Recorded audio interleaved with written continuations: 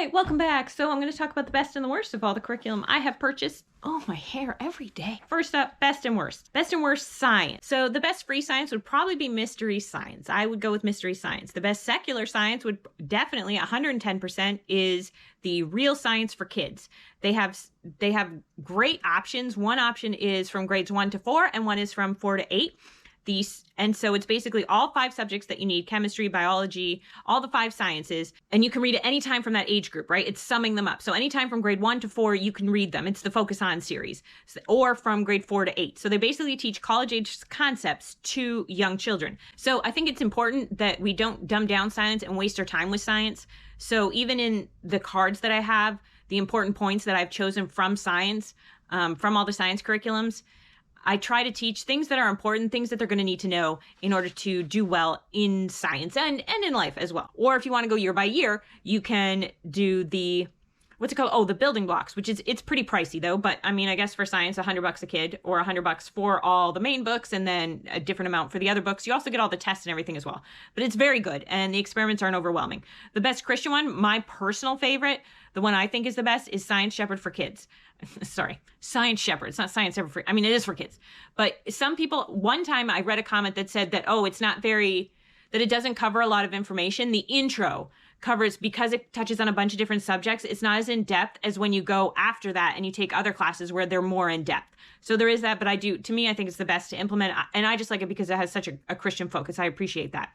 But the easiest to teach is Abeka, because you sit down, you open a book and you just read through it, the textbook, and yeah, you show it to your kids and then you answer the questions at the end, all of you. I think it's the easiest to implement. Okay, the worst is Sunlight. I will not waste your time here, but you know that the absolute worst science I've ever encountered, and I've done at least 19 sciences over the past several years because I bought too much curriculum.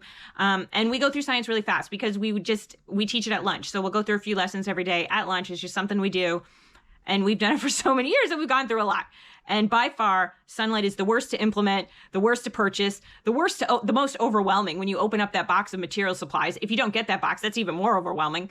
It's just absolute. And it's not even Christian. Like it acts like it's Christian because your name is Sunlight. You need to be very thorough and live up to that name, in my opinion, and they do not. I have no problem with secular curriculums. I have no problem whether you're secular or Christian, but I like you to do what you say you're going to do. So every once in a while, there's one person, there are some people that don't mind Sunlight, but me personally, I throw it in the trash. I had 4 years of it. It's the worst mistake, the worst curriculum I ever purchased by far. Okay, now let's do math, a fun subject to talk about. If you have a gifted child, the best I would say is Beast Academy. I used it for my son. It's amazing. Beast Academy online, not offline. Online, not offline. Offline? Nope, don't like it. Don't like it. Comic book style. I feel like also, when do you start it? Because it starts very big. It doesn't start small. So to me, no, it's a no-go. But you can start the Beast Academy online. Like we started it this year and my son is in about grade 2. And it'll find out what level you're at and do that. And it's very in-depth. It is very creative thinking. It's very hands-off for me, but I see what he's doing. And I do sit there at lunch, because we do it right after lunch. So while he's still eating, I'll put the video on so he can watch the video lesson. And then it's just a very dynamic way to do it. And the math Olympians that were not last year, the year before, they were all graduates of Beast Academy. So I quite like it. However, if you like a games-based math, it's still very good. Also, there's no bad math. Okay, there's no bad math. Your kid's going to learn to add regardless. So if there's one thing I can convey to you in all my years of errors, it would be stick to the math. Stick to a math. Stick to a math. Stop trying. Stop shopping around. I did it. You get nowhere. They're all fine, and your kid's gonna like them still, all just the same. Like, not like them or like them. Okay, games. If you like a games-based math, that would be Math with Confidence. It's not workbook-based. You do have 1 page a day, but that's it. And it's game-based math. That's why I don't like it. That's why I don't like it. Because if you start playing one game, it's just, I'm like, okay, this is how we play the game. And they're like, okay, we play it that way. Now we're going to play it this way. And that's fine. But then All About Reading, we have more games. And then, like, there's just so many curriculums that have all these games, and it's like, I just can't do it. I'm sorry. If I want to play a game, I want to play a game. And I actually have it on my list this year that we play 100 games together. It's one of the things I want to do this year, which reminds me I have to play more games with them. I'm behind. But, yeah, so I'll just play games with them. I don't want to play these specific games. It's just not my thing. If you want an open and go math, I use it for my other child. Open and go, Math Mammoth. I think it's open and go. It is mastery. It is easy to implement. It's the easiest to implement in the entire world. You literally open the book. There's nothing else. There's like no teacher notes. It's amazing. And I have learned to add quite well from it. Also, in the cards I have, it's very important with math for kids to learn how to get to 10 from numbers above and numbers below, which you think would be like, oh yeah, no kidding, 5 plus 5. No, I mean like 7 plus blank equals 10. So because once you can do that, when you add in bigger denominations, it's just a lot, they can do it a lot quicker in their head. So in my cards, that's what I put in, because there's not a lot of flashcards that I could find that dealt with that. But again, I'm gonna have a video hopefully this week on Wednesday, and you can see inside all the cards and see if you like them or not, or make your own. Make your own. I've been doing it for years, making them. So, but I still make them all the time, so it's not like it's hard. Next, for ADHD math, I would recommend Singapore. If you don't mind doing some games, but you want a book that's not overwhelming, they got a textbook, it's nice and colorful, but the actual book that you write in, it's not overwhelming, it's not flowery, it's like, it's not colorful, it's not like the textbook. It's like, starts off with maybe 6 questions on that page. So you're really doing a slow slide into it. There's another math one, I would say, for autism that is very good, although Math Mammoth works quite well with autism. There's another one, I cannot remember what it's called, but it does the alpha, the beta, the sigma. Do you know what I'm talking about? That math. Ugh! And I could not remember it. I cannot remember it, but we did it. We did it for about half a year before I switched off it. And again, it was good. It's great. It was touted for autism. That's why we did it. And you put on a video lesson, and then you did the lesson in the book. Again, not overwhelming, very concrete because it has those blocks. The only problem is someone just kept loving to play with the blocks. And it was like every day. And even if I was like, here, why don't you play with the blocks now? It didn't matter. When math time comes, he's like, I'm just going to play with these blocks. And so finally I was like, I can't do this anymore. Like, I can't. I don't know what it is. That's okay. And so the worst one is Online Primary Singapore that I was very excited to use. Now I no longer do that, where I talk about curriculum that I haven't used, unless I'll say, hey, I haven't used it yet, so be prepared. I may not like it. But before, it was during this phase where, again, I was optimistic. Like, wow, this is online, the Primary Singapore math that I love so much. That was like my favorite math. But it was so hard. It didn't have a path. It was just very hard to, like, where do you start? Where do you go? Like, you need a path. Like, Beast Academy Online has a path you can go on. I've used a lot of online maths, and Beast Academy is my favorite, and the Online Primary Singapore is not my favorite. It is my least favorite. Grammar, my best, I have to say, Growing with Grammar. Growing with Grammar, I think, is my favorite out of all the grammars, and I have a massive amount of them. We've done a lot of them. I will say that there's no bad grammar. Sorry, there's no bad grammar. It's a fine grammar. Again, I took the main points from grammar and put them on cards. I know you're tired of me hearing me say this, but that way I can go through the cards and remind everyone every day, hey, what's a noun? Hey, what's a verb? And we can go through it like that. It's so much fun in my house. Okay, but no one minds because it literally takes 5 seconds. No one's ever complained. Reading, I've done every reading system. Everyone from those books to teach my child to read in 100 lessons. The only one I haven't done is Pride reading, because the cost of it. But I've done free runs, the Progressive Phonics, which is not political. It's just called Progressive. I feel bad for them because they got their name like years ago probably, and now everyone's like, wait, are you political? They are not. They are not. It's just called Progressive Phonics. It's free online. I've done all that. There is not a reading curriculum that I have not done. I'm telling you. The worst, by far, hands down, kindergarten Abeka. Throw it out. That is the worst.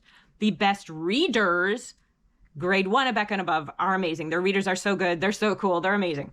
Okay, but to teach them to read, to get them on the system, and yeah, some people love Abeka. Go ahead.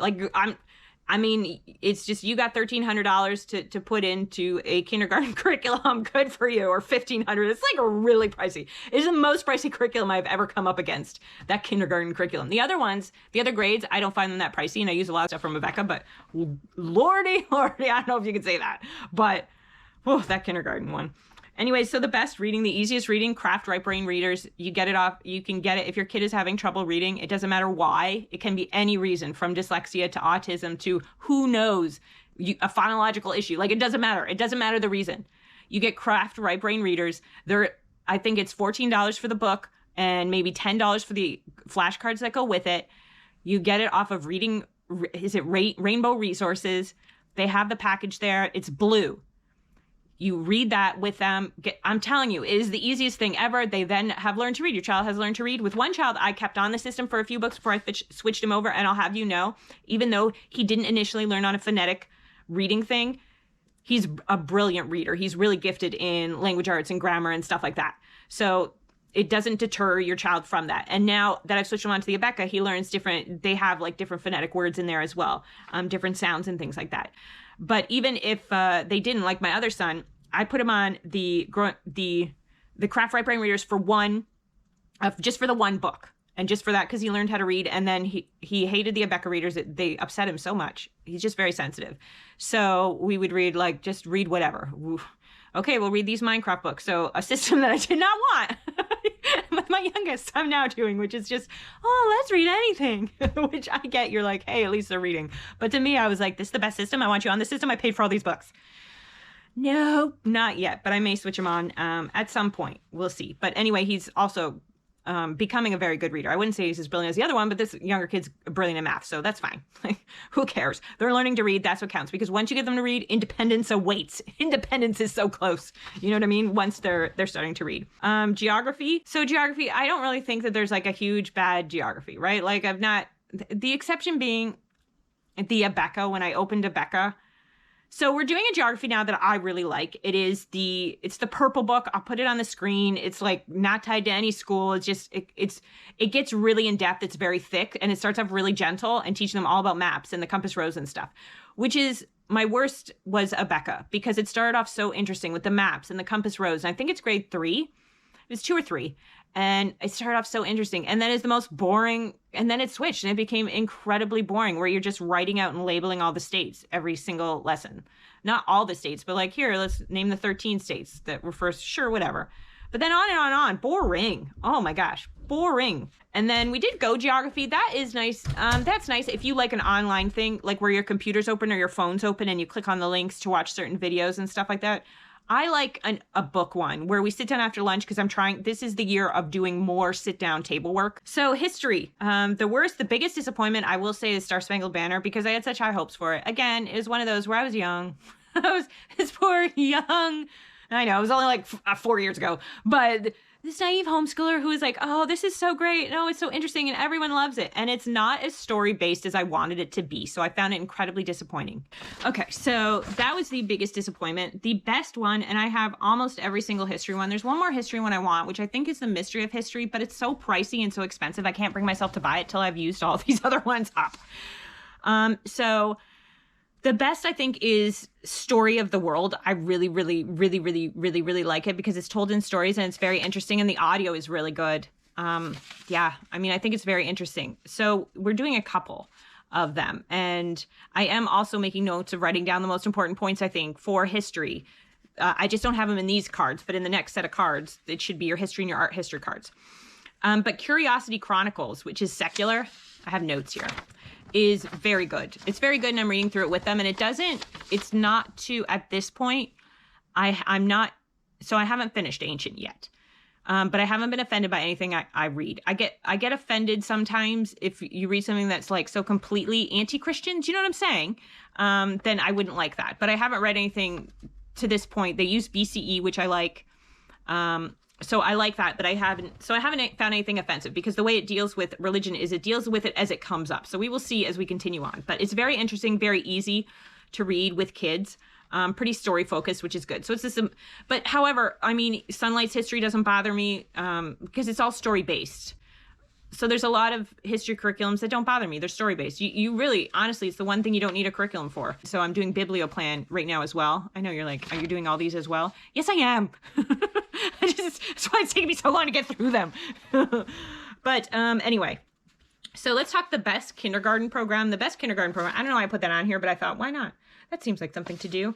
The best kindergarten program is, secular would be Blossom and Root. It's very simple, very easy, very gentle. I think with kindergarten programs, they should be playing. You should be playing and having fun and enjoying your life. And a lot of kids can't sit down at that age, right? Like, so fun, enjoying it. So Blossom and Root is really good. And the Charlene Mason arithmetic is very good, which, to be honest, I was going to put in my math thing.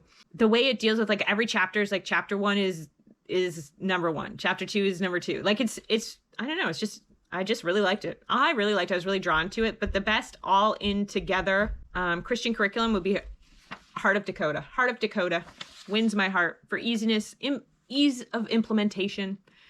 Very gentle. You can choose, like one of the very first activities that it has is you get under a blanket and you turn on the light and you're like, let there be light. I just think that's cute. I think it's cute. Anyway, I think that's great. But let's give an award to the most interesting curriculum. Out of all the curriculums I've ever done, the most interesting to me was Torchlight Grade 1. Fascinating. It's a literacy program. When you get literacy programs, you only pay like $40 and you're like, what? Is that a program? Great. This whole thing. No, it's because it's book-based and you need to spend $1 million on books. Some of their books, amazing book lists. Some of their books not available at the library. Some of them aren't even available for purchase at times. So that's a little rough. Not used anyway. And occasionally a couple of their books, I will say, a little too mature for some of it, but the actual curriculum is so interesting that there's this girl and that she's an archaeologist, and so writing letters and translating the letters and or translating that, like, her finds and stuff. I mean, it's just really interesting, and you build this civilization.